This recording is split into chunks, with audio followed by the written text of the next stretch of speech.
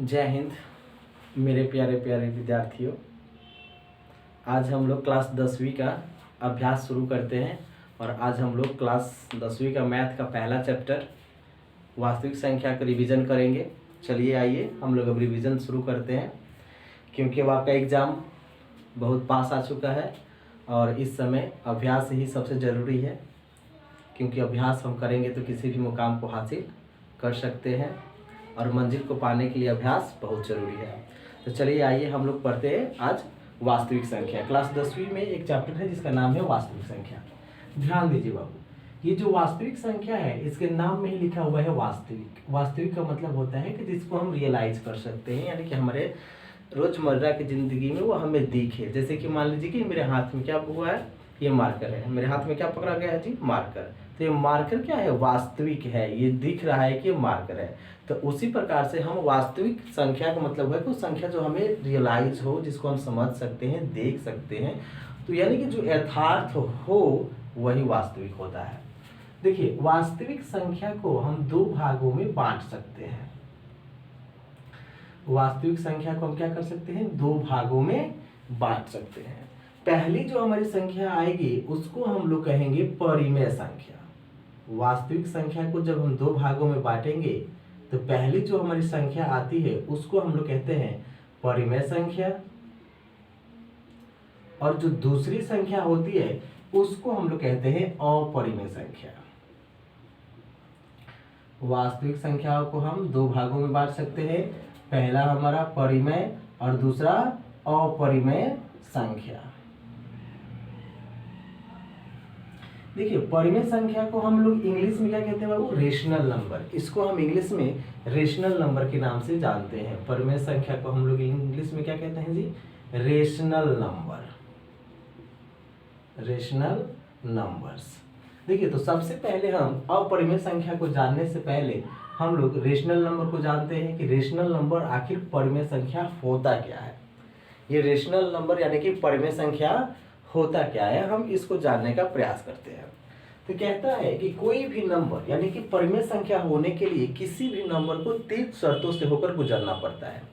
यानी कि हमारे पास रेशनल नंबर, कोई भी नंबर वो रेशनल हो, उसके लिए हमें तीन शर्त दिए गए हैं और उन तीन शर्तों से हमें गुजरना होता है। देखिए कैसे।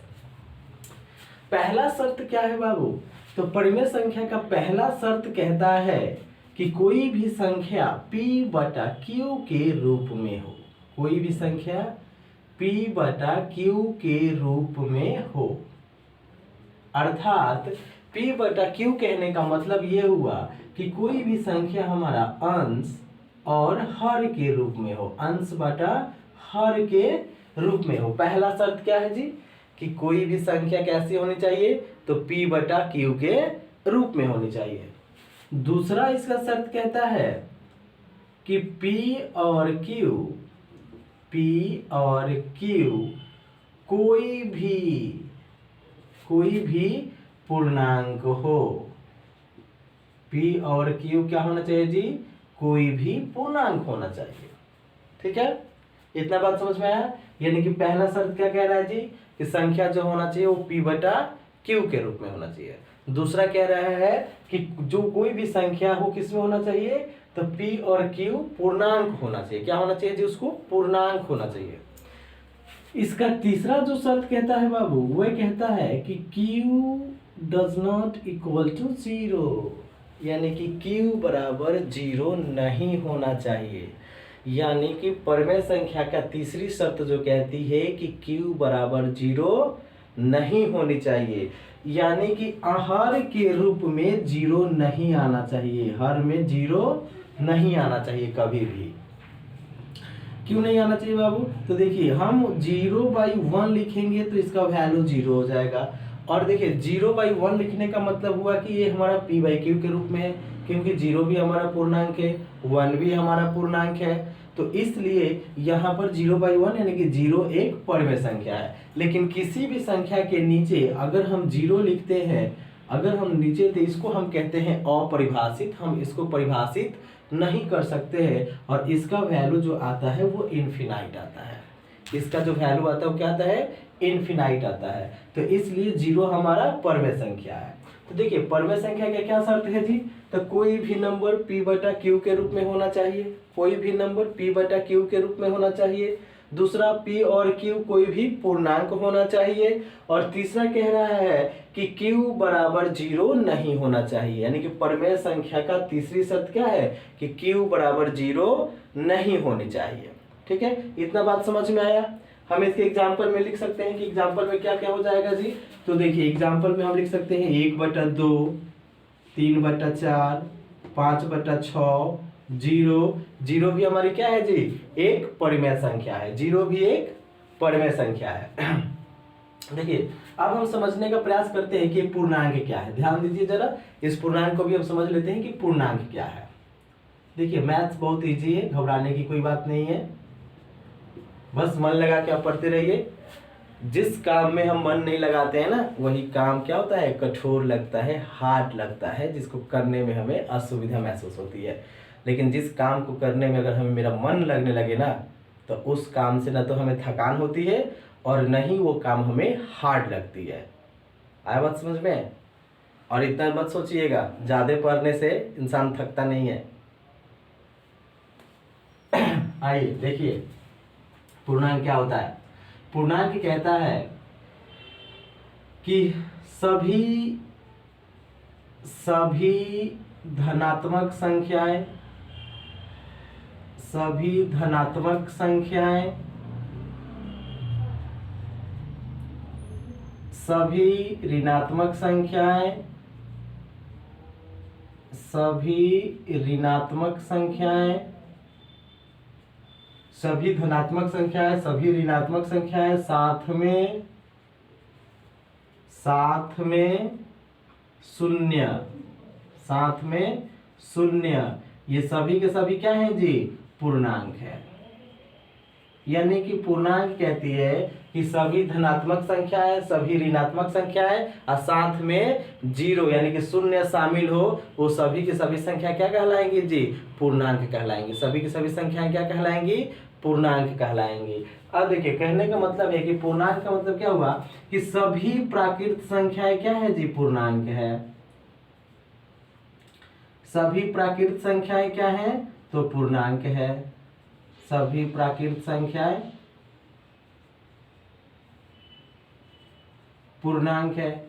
और प्राकृत संख्या क्या होता है बाबू, तो प्राकृत संख्या हम उसको कहते हैं, गिनती की सभी संख्या को प्राकृत संख्या कहते हैं। जैसे 1 2 3 4 5 डॉट डॉट डॉट इन्फिनेटिव। सबसे छोटी प्राकृत संख्या क्या होती है, तो 1 हो गई। सबसे छोटी प्राकृत संख्या क्या हो गई, 1 हो गई। और सभी पूर्णांक संख्या यानी कि सभी पूर्ण संख्या भी क्या है बाबू, पूर्णांक है। सभी के सभी पूर्ण संख्याएं भी क्या है, पूर्णांक है। सभी के सभी पूर्ण संख्याएं भी क्या है जी, पूर्णांक है। यानी कि पूर्ण संख्या किसे कहते हैं, तो प्राकृत संख्या के परिवार में जब हम 0 को शामिल कर लेते हैं तो हम उसे क्या कहते हैं जी, पूर्णांक पूर्ण संख्या कहते हैं। यानी कि प्राकृत संख्या के परिवार में जब हम 0 को शामिल कर लेते हैं तो वही संख्या क्या कहलाती है जी, पूर्ण कहलाती है। जैसे कि पूर्ण 0 1 2 3 4 5 डॉट डॉट डॉट इन्फिनेटिव। अगर आपसे कोई प्रश्न ये पूछा कि सबसे छोटी पूर्ण संख्या क्या होगी, तो सबसे छोटी पूर्ण संख्या 0। सबसे बड़ी पूर्ण संख्या क्या होगी, तो सबसे बड़ी पूर्ण संख्या होती ही नहीं है। सबसे छोटी प्राकृत संख्या 1। अगर कोई आपसे पूछे कि सबसे बड़ी प्राकृत संख्या क्या होती है, तो होती ही नहीं है। ठीक है, इतना समझ में आया। चलिए आगे बढ़ते हैं, इसको मिटाते हैं फिर आगे बढ़ते हैं। हम लोगों ने परिमेय संख्या को समझा, परिमेय संख्या के शर्तों को समझा, उसके बाद से हमने प्राकृत संख्या पूर्णांक को समझा, प्राकृत संख्या को समझा, पूर्ण संख्या को समझा। और भी आगे हम देखिए जी, प्राकृत संख्या को जब हम बांटेंगे तो क्या क्या आपके सामने आएगा। और उसके बाद से फिर हम लोग और परिमेय संख्या को भी समझेंगे। आपके 10th क्लास के पेपर में कम से कम 3 क्वेश्चन तो एक यहीं से बन जाएंगे, केवल रेशनल और इरेशनल यानी कि परिमेय संख्या और अपरिमेय संख्या बताने के लिए। तो देखिए अब हम चलते हैं कि प्राकृत संख्या को जब हम बांटेंगे तो प्राकृत संख्या में क्या क्या हमें मिलेगा। प्राकृत संख्याएं ये जो प्राकृत संख्या है बाबू, अंग्रेजी में क्या कहलाती है? नेचुरल नंबर कहलाती है। अंग्रेजी में क्या कहलाती है? नेचुरल नंबर्स कहलाती है। देखिए कहता है कि गिनती की सभी संख्याएं प्राकृत संख्याएं कहलाती हैं। गिनती की सभी संख्याएं यानी 1 2 3 4 5 6 7 8 डॉट डॉट डॉट इन्फिनिटिव, गिनती की सभी संख्याएं प्राकृत संख्याएं कहलाती है। अब ये प्राकृत संख्याएं हैं तो देखिए किन किन नंबरों से बना। प्राकृत संख्या में जो नंबर हमें दिख रहा है, यानी कि एक नंबर जो हमें दिख रहा है वो 2 का मल्टीपल है। 2 का मल्टीपल का मतलब क्या है कि वो 2 के पहाड़े में आएगा। तो जो संख्याएं 2 के पहाड़ा में आती है उसको हम कहते हैं सम संख्या, यानी कि जो नंबर 2 के पहाड़े में आती है उसको हम कहते हैं सम संख्या। ये हमारी सम संख्याएं हो गई, जिसको हम इंग्लिश में कहते हैं इवन नंबर्स। इवन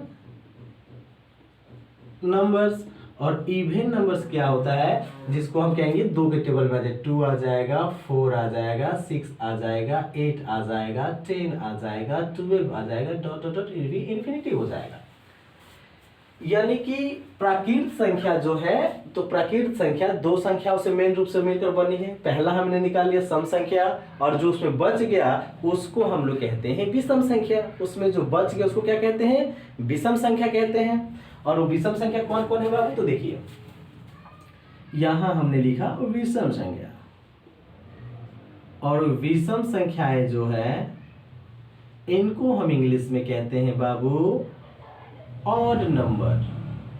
और ऑड नंबर क्या है? तो 1 3 5 7 9 11 13 15 डॉट डॉट डॉट इन्फिनिटी। यानी कि प्राकृत संख्या में हमें मेन रूप से 2 संख्याएं मिली। एक तो मिले सम संख्या और दूसरा मिला विषम संख्या। सबसे छोटी सम संख्या 2 होती है, सबसे छोटी विषम संख्या 1 होती है, सबसे बड़ी सम संख्या नहीं होती है, सबसे बड़ी विषम संख्या नहीं होती है। अब देखिए प्राकृत संख्या परिमेय संख्या है, सम संख्या परिमेय संख्या है, विषम संख्या परिमेय संख्या है, लेकिन सभी के सभी परिमेय संख्या प्राकृत हो जरूरी नहीं है, सम हो जरूरी नहीं है, विषम हो जरूरी नहीं है। आया बात समझ में? चलिए देखिए आगे बढ़ते हैं। फिर इन्हीं संख्याओं में से हम लोग निकालते हैं जिनको हम कहते हैं अभाज्य संख्या। अभाज्य संख्या, और ये अभाज्य संख्याएं को हम इंग्लिश में कहते हैं प्राइम नंबर्स। Prime numbers. अब ये प्राइम नंबर्स क्या होती है जी? तो प्राइम नंबर्स कहती है कि जिस नंबर का एचसीएफ 1 हो, जिस नंबर का एचसीएफ क्या हो? 1 हो। देखिए प्राइम संख्या क्या हो गई? तो अगर हम 2 प्राइम संख्या लेंगे तो को प्राइम संख्या कहलाएंगी। कब? जब दोनों को प्राइम संख्याओं का एचसीएफ 1 हो जाएगा। प्राइम संख्या कहती है कि हमारे पास 2 ही फैक्टर्स होने चाहिए। अभाज्य संख्याएं कहती हैं कि मैं वैसी संख्या हूं जिसके पास 2 ही फैक्टर होगा, एक तो 1 है और दूसरा मैं खुद रहूंगी। क्या कहती है जी अभाज्य संख्या? कि हमारे पास 2 ही फैक्टर होना चाहिए, एक और दूसरा मैं खुद। यानी कि अभाज्य संख्याएं के 2 ही गुणनखंड होने चाहिए। अभाज्य संख्याएं के 2 ही गुणनखंड होनी चाहिए। वैसी संख्याएं जिसकी 2 गुणनखंड हो, केवल 2 गुणनखंड, 2 से ज्यादा नहीं, उसी को हम कहते हैं अभाज्य संख्या, प्राइम नंबर्स। जैसे कि देखिए हमारा सबसे छोटी अभाज्य संख्या 2 होती है, उसके बाद 3 हो गई, 5 हो गई, 7 11 13 17 19 डॉट डॉट डॉट, ये सभी क्या है जी? प्राइम नंबर है, अभाज्य संख्या है। क्योंकि जी देखिए 2 जो है 2 1 के पहरा में आएगा और खुद 2 के पहरा में आएगा। उसी प्रकार से देख लीजिए 3 भी 1 के पहरा में आएगा, खुद 3 के पहरा में आएगा। उसी प्रकार से 5 है 1 के पहरा में आएगा, 5 के पहरा में आएगा। 7 है 1 के पहरा में आएगा, 7 के पहरा में आएगा। बाकी यह किसी नंबर में नहीं आएगा। तो जिस संख्या का 2 ही गुणनखंड मिले उसे हम अभाज्य संख्या कहते हैं। जिस संख्या का 2 ही गुणनखंड मिले उसे हम अभाज्य संख्या कहते हैं। ठीक है, सबसे छोटी अभाज्य संख्या 2 है, हम इसको सम अभाज्य संख्या भी कहते हैं। सबसे छोटी अभाज्य संख्या 2 है और इसे हम सम अभाज्य संख्या भी कहते हैं। उसके बाद जो हमारे पास संख्याएं आती हैं उसको हम लोग कहते हैं भाज्य संख्याएं। भाज्य संख्याएं, भाज्य संख्याएं कहती है कि वैसी संख्याएं जिसकी 2 से अधिक गुणनखंड हो। जैसे कि सबसे छोटी भाज्य संख्या 4, उसके बाद 6, 8, 9, 10, 12, 10 इन्फिनिटी भी होती है। यानी कि सबसे छोटी भाज्य संख्या जो होती है वह 4 होती है। देखिए 4 1 के पारा में आएगा, 2 के पारा में आएगा, खुद 4 के पारा में आएगा। यानी कि इसके पास कितने फैक्टर्स मिल गए? 3 फैक्टर्स मिल गए, इसके 3 गुणनखंड हो गए। तो इसको हम क्या कहते हैं? अभाज्य संख्या कहते हैं। तो अब भाज्य संख्या कहते हैं, क्या कहते हैं बाबू? इसको भाज्य संख्या कहते हैं। जिस संख्या के 2 से अधिक फैक्टर यानी कि गुणनखंड मिले उसे हम क्या कहेंगे? भाज्य संख्या कहेंगे। अब देखिए सभी के सभी जो प्राकृत संख्या हमारे पास क्या था जी? तो परमेय संख्या था। सभी पूर्ण संख्या परमेय संख्या, सभी सम संख्या परमेय संख्या, सभी भाज्य संख्या परमेय संख्या, सभी अभाज्य संख्या परमेय संख्या। लेकिन सभी परमेय संख्याएं प्राकृत हो जरूरी नहीं है, सम हो जरूरी नहीं है, विषम हो ये भी जरूरी नहीं है, अभाज्य हो ये भी जरूरी नहीं हो, और भाज्य हो ये भी जरूरी नहीं है। ठीक है, देखिए सबसे बड़ी अभाज्य संख्याएं जो 2 अंकों की होती हैं, 2 अंकों की सबसे बड़ी अभाज्य संख्याएं, सबसे बड़ी अभाज्य संख्या 97 है। 2 अंकों की सबसे बड़ी अभाज्य संख्या 97 है। समझ में आया बाबू? हम लोगों को परमेय संख्या हम लोग समझ लिए, परमेय संख्या समझ में आ गया।